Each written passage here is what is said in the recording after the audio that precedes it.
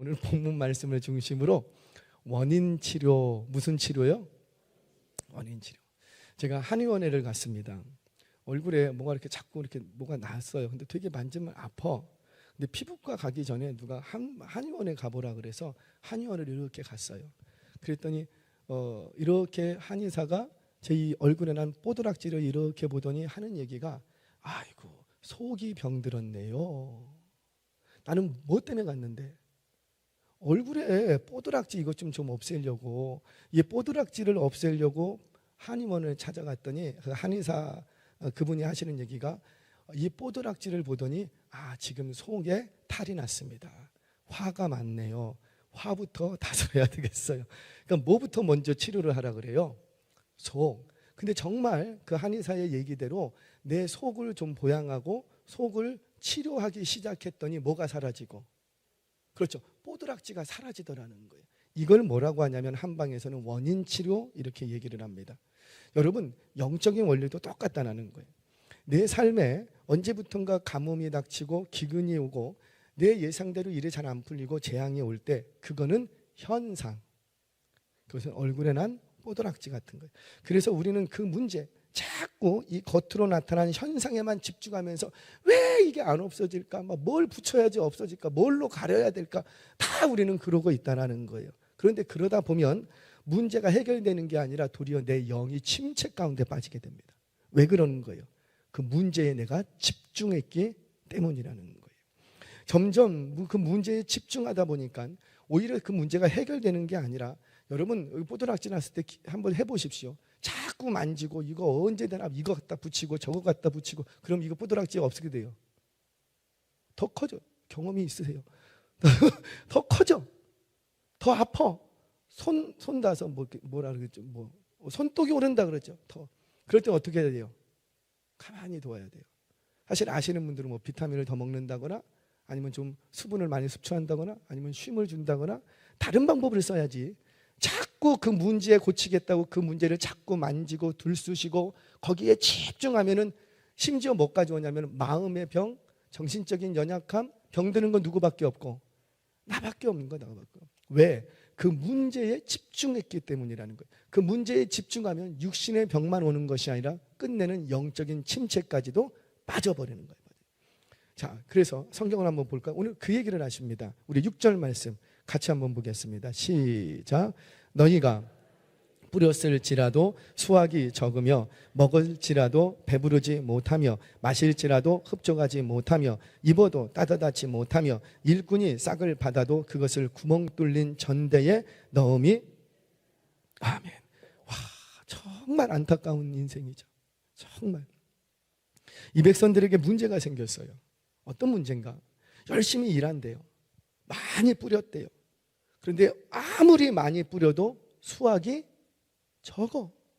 많이 먹었대요. 정말 많이 먹었는데 먹어도 항상 배가 고프다는 거예요. 안 마신 게 아니랍니다. 목이 말라서 마셨답니다. 그런데 항상 마셔도 목마른 거예요. 안 입은 게 아니래요. 입었대요. 그런데 입었는데도 불구하고 따뜻하지가 않는 거예요. 내가 열심히 일하지 않은 게 아닌데, 열심히 일했는데 항상 나의 전대는 구멍 뚫린 것처럼 돈이 쌓이는 게 아니고 계속 사라지고 없어져.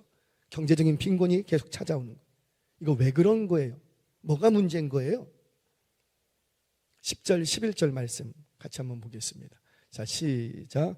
그러므로 너희로 말미암아 하늘은 이슬을 그쳤고 땅은 산물을 그쳤으며 내가 이 땅과 산과 곡식과 새 포도주와 기름과 땅의 모든 소산과 사람과 가축과 손으로 수고하는 모든 일에 한재를 들게 하였느니라. 아멘. 뭐라?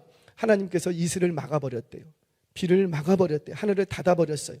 혹여나 곡물이 연글어서 소득을 얻을까 싶었는데 그때 갑자기 추위가 와갖고 다 썩어버리는 거예요. 병들어 버리는 거예요. 여러분, 이게 얼마나 큰 재앙입니까? 내가 수고 안 한 게 아니라니까요. 내가 열심히 살았다니까요. 누구보다도 열심히 살았다니까요. 내가 수고하지 않은 게 아닌데 아무리 수고해도 소수고한 만큼 소득을 누릴 수가 없는 거예요. 이게 얼마나 안타까운 인생이겠냐고요. 정말 정직하게 돈 벌기 위해서 내가 투잡 쓰리잡 뛰면서 아침에 새벽 주일도 없이 내가 진짜 하나님 앞에 내가 죄송합니다 그리고는 주일도 없이 그렇게 열심히 살았다고요. 그런데 아무리 그렇게 열심히 뛰어도 내 전대는 구멍난 전대처럼 채워지질 않는 거예요. 계속 흘리는 인생이 돼요. 여러분, 우리가 이런 인생이 되면 어떻게 해요? 우리는 대부분이 원망하고 불평합니다. 나는 왜 이렇게 재수가 없나? 누구 복이 없는 것은 누구 복도 없다고. 나는 뭐 이렇게 해도 나는 왜 이렇게 만지면 되는 일이 없나? 나는 왜 이렇게 안 되나? 심지어 어때요? 에이, 내가 믿으면 뭐해? 믿으면 뭐해? 기도하면 뭐하냐고? 기도하면 뭐하냐고? 그리고는 영적 침체로 빠져들어 버리는 거예요.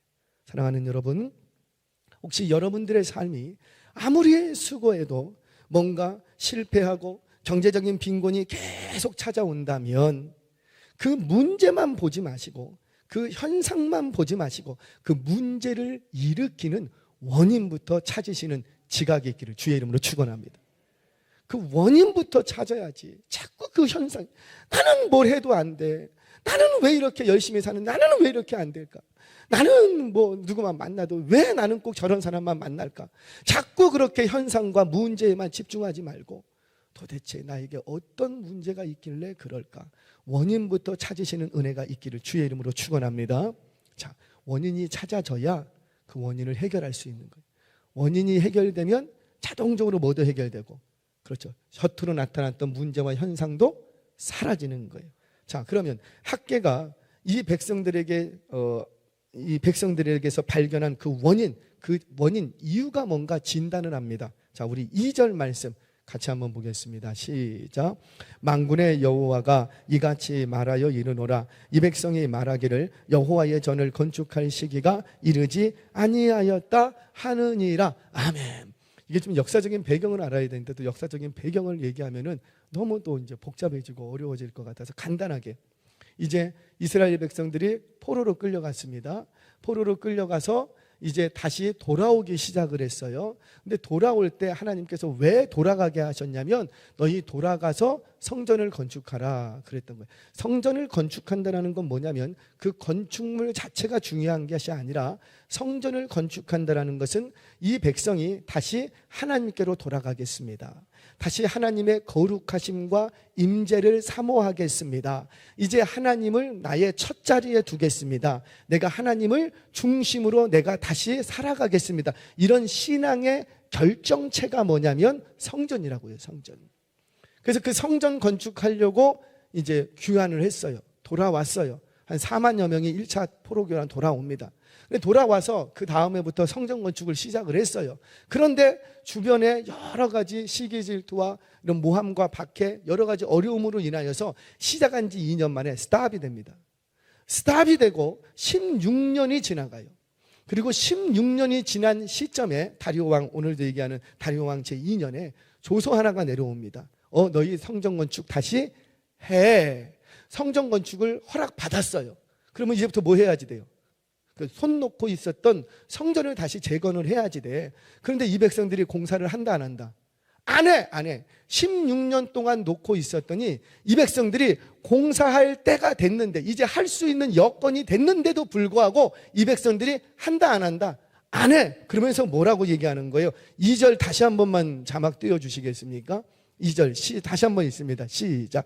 만군의 이같이 말하여 이르노라. 이 백성이 말하기를 여호와의 전을 건축할 시기가 이르지 아니하였다 하느니라. 그러니까 이 백성들이 뭐예요? 너희들 건축해야 될 시기가 됐다라고 하나님이 말씀해 주시는데 아니라는 거예요. 아직 우리는 건축할 때가 아니다. 아직 우리는 준비가 안 돼 있다. 아직 하면 안 된다. 자꾸 이러는 거예요. 지금 건축을 다시 시작을 해야 되는데 이런저런 이유를 대면서 자꾸 미루는 거야. 자, 4절 5절 말씀도 같이 한번 보겠습니다. 4절 5절 말씀 하나님께서 말씀하십니다. 시작. 이 성전이 황폐하였거늘 너희가 이때에 판벽한 집에 거주하는 것이 옳으냐? 그러므로 이제 만군의 여호와가 이같이 말하노니 너희는 너희의 행위를 살필지니라. 아멘. 이게 무슨 말이에요? 지금 성전을 기초를 딱 세웠다가 스탑됐어. 여러분, 공사를 하다가 딱 중단되면 그 현장이 어때요? 흉물이야, 흉물. 동네에도 어디 건축 올라가다가 딱 뭐 철근 몇 개 올려다가 스타프를 해버리면 그게 얼마나 흉물이 돼요. 16년 동안 그렇게 방치가 됐다고요. 그러면 그걸 보면서 너희들 어떻게 해야지 빨리 저 건축을 할까? 빨리 저 공사를 완공해야 되는데 뭐 이런 마음이 있어야 되는데, 그때 이 백성들은 뭘 했다? 하나님의 전을 다시 어떻게 일으킬 생각을 하는 것이 아니라 뭐만 집중을 했다는 거예요. 자기의 집, 자기의 집을 튼튼하게 세우는 일에만 집중하고 있다는 거예요. 성전 다시 세우라고 귀환시켜 놨더니만 거기 가갖고 자신의 집을 세우는 일에만 몰두하고 있다는 거예요. 여러분, 방금 전에도 얘기했습니다. 성전을 건축한다는 게 어떤 의미예요? 건축물이 뭐 중요한 게 아니라니까요. 나중에 알겠지만 이 성전은 스룹바벨 성전이라고 굉장히 볼품없고 초라한 성전이었어요. 그래서 그 성전을 다 지어놓고 펑펑 울었다 그랬어. 우리가 이거밖에 안 되나? 어떻게 하나님의 전을 요 정도밖에 못 짓나? 이렇게 보잘것없이 지을 수가 있나고 다 지어놓고도 펑펑 울었다고요. 창피할 정도로 보잘것없었어. 그런데 우리 하나님은 어땠어요? 기뻐하셨어. 그곳에 하나님의 영광이 가득하게 해주셨어. 왜? 건축물이 중요한 게 아니라 그 성전을 건축하는 그 속에 하나님의 거룩을 열망하고 하나님의 임재를 열망하고 하나님께 제사 드릴 그날을 사모하며 열망하는 그 마음을 하나님께서 보시는 거라고요. 그러니까 이 백성들이 성전을 건축한다는 건 다시 나의 삶의 주인, 나의 삶의 첫 자리를 하나님께 내어드리겠습니다. 이 결단이에요. 그런데 성전은 건축하지 않고 뭐만 지금 하고 있다고요? 자기 집. 우리 애가 지금 어떻게 돼야 되는데, 우리 애가 좀 잘 살아야 되는데, 우리 남편이 좀 돈을 좀 많이 벌어와야 되는데, 우리 집이 요번에 참 분양권 잘 받아갖고 좀 어떻게 좀 1억 2억씩 뛴다고 하는데, 할렐루야. 온통 생각이 다 어디가 있냐면 육신의 일, 자기 집을 세우는 일에만 몰두하고 있다는 거예요. 그래서 하나님께서 어떻게 하십니까? 그렇게 영적인 일이 아니고 육적인 일에만 관심이 있는 그들에게 그렇게 했더니만 나타나는 현상은 뭐고? 그가 손대는 일마다 안 되고 아무리 수고해도 거두는 게 없는 현상이 일어나더라는 거예요. 사랑하는 여러분, 여러분들의 삶이 지금 힘겹고 정말 피폐해졌습니까? 나의 삶이 갑자기 황폐해졌습니까? 잘 되던 비즈니스가 갑자기 어려워지고, 잘 지내던 거래처들이 갑자기 막 등을 돌리기 시작하고, 잘 돌아가던 기계들이 갑자기 멈춰버리고, 여러분들의 삶에 자꾸만 열심히 사는데도 불구하고 자꾸 문제들이 생깁니까? 그러면 자꾸 그 현상만 바라보지 말고 내 내면에 어떤 어긋남이 있는지 그 원인을 찾아내시기를 바랍니다. 너희가 하나님의 백성으로서 어디에 관심을 두고 있는지 너희 스스로 너희의 행위를 살피라는 거예요. 원인을 치료하라는 거예요. 그 원인이 뭐라? 이 백성들이 하나님의 거룩과 임재를 사모하면서 하나님께 나의 인생의 첫 자리를 먼저 내어드려야 되는데, 그 첫 자리를 내어드리는 게 아니고 자꾸 자기 것부터 먼저 챙기기 시작했다는 거예요. 사랑하는 여러분, 신앙은 눈에 보여요, 안 보여요? 분명히 눈에 안 보이는데 신앙은 보인답니다. 우리도 옆에 계신 분을 보면 저분이 믿음이 있는지 없는지 보여요, 안 보여요? 보여요. 그분의 중심을 들여다보고 그분의 뭘 보고 우리가 그 마음을 볼 수 있어요, 없어요? 없어. 그분의 말 한마디, 그분의 제스처 하나, 그분의 마음 씀씀이, 그분의 평소의 삶의 스타일, 라이프 스타일이나 태도, 이런 거를 보면 그 사람이 믿음이 있는지 없는지, 믿음은 눈에 안 보이는 게 아니고 보인답니다. 여러분, 결정적으로 믿는다라는 게 뭐예요? 믿는다라는 것은 그 보이지 않는 하나님을 나의 삶의 주인으로 모셔드리는 거예요. 그게 믿음이죠. 그게 믿음. 항상 첫 자리는 누구 자리? 그렇죠. 하나님의 자리로 내어드리는. 사랑하는 여러분, 그렇게 나의 삶의 첫 자리를 하나님께 내어드리고 하나님께 집중할 때, 하나님의 거룩과 임재를 사모할 때 여러분들이 잃어버린 모든 것들, 뺏긴 모든 것들 다시 되찾는 축복이 있을 줄 믿으시기 바랍니다. 잘 되는 은혜가 있을 줄로 믿습니다. 자, 정말 그런가? 제가 역사적으로 증명하고 오늘 말씀을 마치겠습니다. 세계 역사를 보면 세계 역사를 보면 먼저 영국, 해가 지지 않는 나라라고 일컬었던 영국, 어떻게 영국이라는 그 나라가 어떻게 세계의 첫 자리를 차지할 수 있었는가? 왜 그랬던 거예요? 자, 알프레드 왕이 영국을 통일합니다. 잉글랜드를 이제 통일하게 되죠. 그래서 통일왕국을 세워요. 그리고 이 알프레드 왕이 첫 번째로 한 일이 뭐냐면 성경을 번역하기 시작합니다. 이 성경을 번역하는 작업을 누가 먼저 시작했냐면 알프레드 대왕이 시작을 했어요. 왜? 이 나라가, 이 잉글랜드라는 이 연합된 이 통일 왕국이 하나님 앞에서 올바르게 성경을 알아야 되겠다. 그래서 영어로 번역하는 것을 누가 시작을 하냐면 알프레드 대왕이 국가적인 사업으로 시작을 합니다. 그렇게 성경 번역에 집중을 했어요.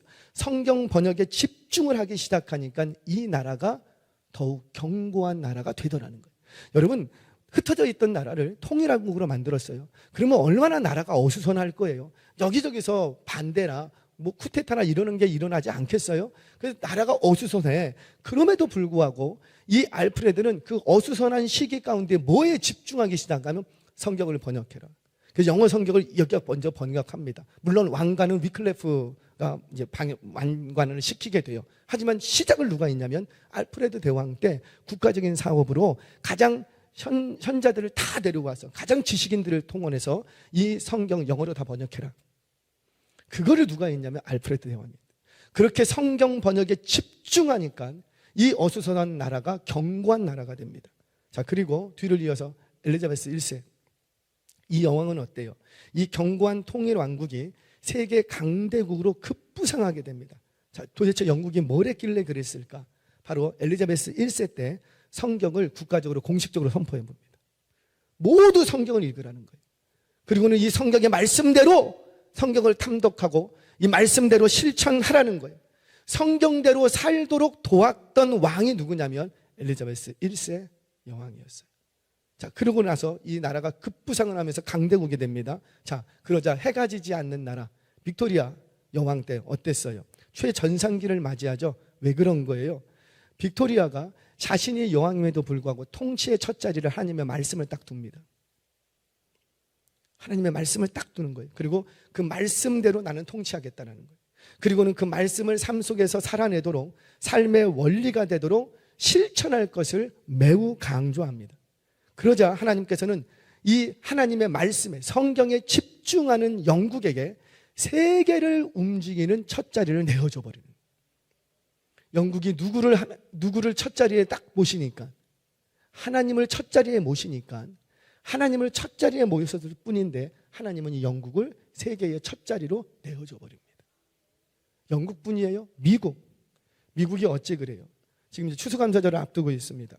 여러분, 신대륙에 넘어가서 이들의 했던 게 뭐예요?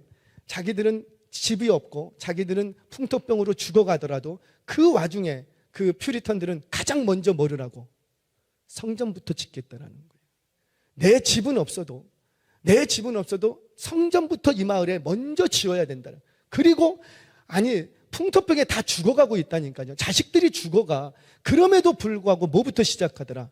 성전부터 건축해야 된다. 예배당부터 건축하겠다. 이것이 퓨리턴들의 신앙이었다고요. 자, 그랬던 그 나라가 지금 어떻게 됩니까? 영국을 이어서 누가 뭐래도 명실상부한 세계의 첫 자리를 차지하게 됩니다. 왜 그랬을까요? 여러분들 알고 있는 다 아이비리그 대학들, 뭐 예일대, 뭐 코넬, 뭐 하버드, 뭐 프린스턴, 뭐 스탠포드 이런 대학들 다 이런 대학들 들어갈지어다. 보내시기 바랍니다. 이런 대학이 어떤 대학이에요? 세계 최고의 대학 아닙니까? 그런데 이런 대학들이 다 뭐예요? 신학교예요. 왜 이런 대학을 세웠냐면 하나님의 말씀을 가르치기 위해서 대학을 세웠다고요. 신학생을 길러내고 목회자를 길러내고 선교사를 길러내기 위해서 세운 학교가 예일대, 하버드, 스탠포드, 다 코넬, 다 이런 대학들이에요. 원래 신학교예요, 신학교. 신학생들을 길러내기 위한 대학이었다고요. 그런데 지금 그 대학들이 다 어떻게 되어 있습니까? 세계 최고의 명문대학이 되어 있는 거예요. 자, 그래서요, 당시에 미국에서는요, 어떻게 했느냐. 집안에 똑똑한 아들이 있으면 다 어디 보내고, 똑똑하면 다 신학교 보내는 거예요. 똑똑하면 다 신학교, 목회자. 집안에서 똑똑하고 출중한 자식은 다 다 목회자는 하나님께 다 드려버리는 거예요. 첫 것은 하나님의 것. 이거 우리 많이 들어봤죠. 이들만 그런 거 아니에요. 그렇게 미국이 하나님께 첫 자리를 내어드리니까 하나님이 그 나라를 세계 첫 자리에 앉혀버리더라는 말씀을 정리하겠습니다. 여러분, 우리나라만 한번 볼까요? 우리나라가 이렇게 급속히 발전하고 부강했던 이유가 뭐예요? 새마을운동을 잘해서 그렇습니까? 경제개발 5개년 그것 때문에 그래요? 여러분, 착각하시면 안 돼요. 그거는 단편적인 파생적인 증상들, 그 내면에는 뭐가 있냐면 하나님께서 이 백성들을 축복하고자 움직이시기 시작하십니다. 왜? 우리의 믿음의 선조들은요, 집안의 장자들은 다 하나님께 드려버렸어요. 다 하나님께. 집안에서 좀 똑똑하고 뛰어나고 열정 있는 너는 뭔가 되겠다 그러면 다 어디로 보냈냐면 너 목회자 되라, 넌 선교사 돼야 돼, 너는 우리 집의 첫 번째 목사가 돼야 돼. 다 하나님께 드려버렸더라고요. 그렇게 하나님께 이 첫 자리를 내어드리니까 하나님이 이 나라를 축복하시기 시작하시는데 세계 그 어디에서도 볼 수 없는 축복을 이 나라에 부어 주시더라는 거예요. 무슨 말이에요? 하나님께 집중할 때, 하나님의 거룩과 임재를 사모할 때, 하나님께 첫 자리를 내어드릴 때 하나님은 잃어버린 모든 것을 해결시켜 주실 뿐만 아니라 더 큰 것으로 우리에게 주시더라는 거예요. 더 말하지 않겠습니다. 성경 구절 한 구절만 좀 읽고 말씀을 좀 마무리할까요? 여러분, 엘리 제사장의 가문이 왜 몰락합니까? 성경입니다. 사무엘상 2장 30절 말씀 우리 같이 한번 읽겠습니다. 시작. 그러므로 이스라엘의 하나님 나 여호와가 말하노라. 내가 전에 내 집과 내 조상의 집이 내 앞에 영원히 행하리라 하였으나 이제 나는 여호와가 말하노라. 결단코 그렇게 하지 아니하리라. 나를 존중히 여기는 자를 내가 존중히 여기고 나를 멸시하는 자를 내가 경멸하리라. 아멘. 왜 엘리 제사장의 가문이 한순간에 몰락을 합니까? 이유는 뭐예요? 딱 하나예요. 뭐예요? 누구를 존중히 여기지 않으니까. 하나님을 존중히 여기지 않으니까. 하나님께 첫 자리를 내어드리지 않다고. 하나님의 거룩과 하나님의 임재와 하나님을 경외하지 않으니까 하나님께서 너가 나를 멸시해? 나도 너를 멸시하게. 하루아침에 그 가문 전체를 몰락시킵니다. 전체를. 사랑하는 여러분, 여러분들의 가정에 어둠이 들어졌습니까? 다시 하나님께 여러분들의 첫 자리를 내어드리시기를 바랍니다. 하나님을 존중히 여기시기를 바랍니다. 그 옛날 이 나라가 흥왕할 때는요, 기억해 보시라고요. 신학교마다 차고 넘쳤어요. 정원이 차고 넘쳤다니까요. 그런데 언제부턴가 똑똑한 아이들은 다 어디 보내고, 너는 좋은 회사 가야 돼, 너는 똑똑하고 출중하니까 너는 판사 돼야 돼, 너는 똑똑하고 뭔가 할 것 같으니까 너는 검사 돼야 돼, 변호사 돼야 돼. 다 세상으로 돌려보냈다고요. 그리고는 하나님 앞에 드리는 것, 너 뭐 먹고 살 길이나 있냐? 너 목사나 해. 너 뭐 해도 안 되지? 너 그냥 선교사나 해. 그래서 이 나라가 무너지는 거라고. 사랑하는 여러분, 다시 결단하기 바랍니다. 정말 좋은 것, 귀한 것 하나님께 먼저 내어 드리시기 바랍니다. 할렐루야. 저는 우리의 자녀 세대 중에 정말 뛰어난 아이들은 다 하나님의 나라를 위하여서 헌신해야 된다고 생각합니다. 그러면 이 나라 다시 일으키십니다. 반드시 그 가정은 하나님께서 최고의 자리로 올려주십니다. 다시 여러분들이 잃어버린 것들이 있다면 다시 하나님의 관계에 집중하고 하나님이 내게 부탁하신 사명에 집중하시기 바랍니다. 그렇게 하나님을 존중히 여기고 나의 삶의 첫 자리를 내어드릴 때 하나님께서도 여러분들을 존중히 여기고 하나님께서도 여러분들에게 첫 자리를 내어주실 줄로 믿습니다. 문제가 일어날 때마다 그 문제만 바라보지 마시고 원인을 치료하셔서 하나님의 회복과 예비하신 축복을 풍성히 누리시는 주인공들 되시길 주의 이름으로 축원합니다.